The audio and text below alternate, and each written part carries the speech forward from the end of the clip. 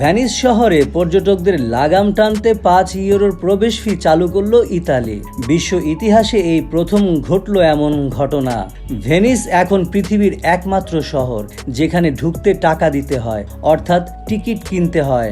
চাপ কমাতে ভেনিসে 25 জনের বেশি পর্যটকবাহী জাহাজ প্রবেশ বন্ধের সিদ্ধান্ত নিয়েছে ইতালি সরকার।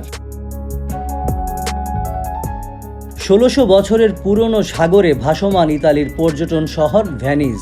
গেল 2 দশক ধরে শহরটিতে দেশি বিদেশি পর্যটক বাড়ছে হু হু করে। প্রতি বছর গড়ে প্রায় 3 কোটিরও বেশি দর্শনার্থীর আগমন ঘটে ভেনিসে। এত মানুষের চাপ সামলাতে গিয়ে হিমশিম খাচ্ছে কর্তৃপক্ষ।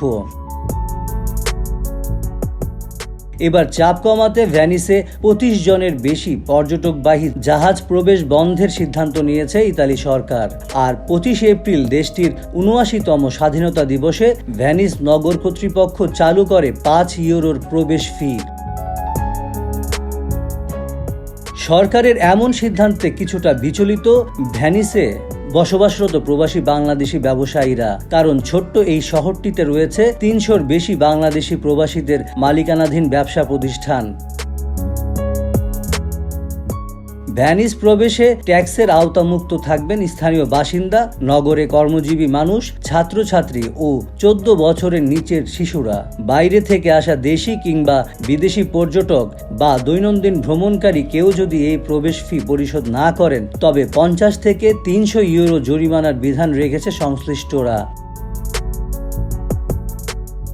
দৃষ্টিনন্দন অপরূপ সৌন্দর্যের লেগুন শহর ভেনিস।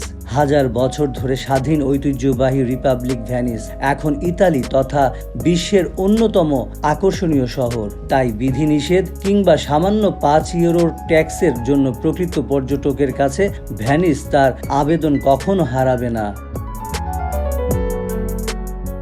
দৈনন্দিন ভ্রমণকারীর সংখ্যা কিছুটা কমে আসলে পর্যটকদের জন্য ভেনিস ভ্রমণ আরও বেশি সুন্দর হবে বলে মনে করেন সংশ্লিষ্টরা।